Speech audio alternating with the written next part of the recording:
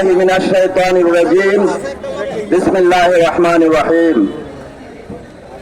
আজকের এই বিক্ষোভ সমাবেশে সম্মানিত সভাপতি ২৮০০ দক্ষিণ থানার আমির জনাব হাবিবুল ইসলাম, উপস্থিত নারায়ণগঞ্জ জেলার শুরা ও কর্ম পরিষদ সদস্য টার্গেট সেক্রেটারি জনাব মাসুদুর রহমান গিয়ার ভাই, ইঞ্জিনিয়ার বাকি ভাই সহ অন্যান্য নেতৃবৃন্দ এবং উপস্থিতি সাংবাদিক ভাইরা, আসসালামু আলাইকুম ওয়া রাহমাতুল্লাহি ওয়া বারাকাতুহু।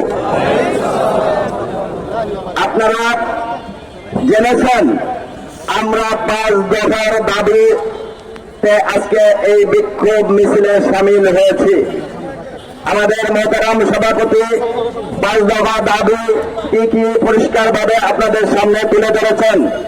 আপনারা জানেন ১৯৭১ সনের পূর্বে পাকিস্তান স্বৈরাচারের বিরুদ্ধে সশস্ত্র যুদ্ধের মাধ্যমে লাখো শহীদের বিনিময়ে অর্জিত এই বাংলাদেশে যে সরকার গঠিত হয়েছিল তারা স্বৈরাচারের প্রমাণ রেখে গিয়েছিল এবং এইভাবে যতটি সরকার এসেছিল নির্বাচনের মাধ্যমে কখনো কখনো প্রদর্শন হয়েছে।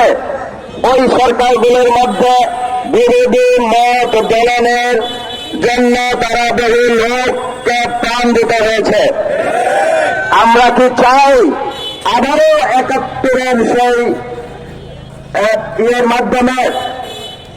সেই মাধ্যমে আবারও নির্বাচন হোক এবং স্বৈরাচার সৃষ্টি হোক? আমরা কি চাই? আমরা চাই ২০২৪-এর সেই জুলাই আগস্টের যে বিপ্লব হয়েছিল সেই বিপ্লবের সনদের মাধ্যমে আগামী নির্বাচন হতে হবে ইনশাআল্লাহ।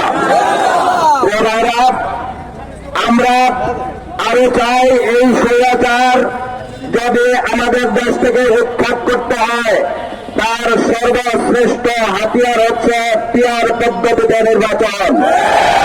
পিয়ার পদ্ধতিতে নির্বাচন হলে এই দেশে যেমন আগামী দিনে স্বৈরাচার হবে না, কখনো সঙ্গে সঙ্গে এই দেশ উন্নয়নের সোপানে পরিণত হবে ইনশাআল্লাহ। কোন চোর সৃষ্টি হবে না। আমরা চাই এই দেশকে যারা ধ্বংস করেছে, যেই স্বৈরাচার পালিয়ে গেছে তাদের সঠিক বিচার হোক। কি বলেন?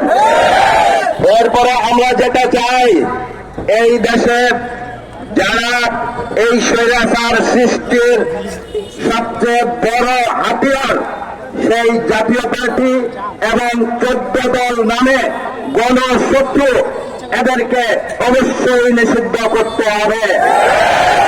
আর এই দেশে অতীতে যেই নির্বাচন হয়েছে, অন্ধকারে রাতে নির্বাচন হয়েছে, দামি নির্বাচন হয়েছে, সূক্ষ্ম কারচুপি স্থূল কারচুপি যা নির্বাচন হয়েছে, আমরা আর সেই ধরনের নির্বাচন দেখতে চাই না। আমরা চাই লেভেল প্লেইং ফিল্ড তৈরি হবে, তারপরে নির্বাচনে যাবে। এইটা হলো জাতির আকাঙ্ক্ষা এবং সবচেয়ে বড় বিষয় হলো জাতি চায় যার ভোট সে দিবে, যেখানে ইচ্ছা সেখানে দিবে, যা তাদের চয়েস মতো তাদের নেতা নির্বাচন করবে।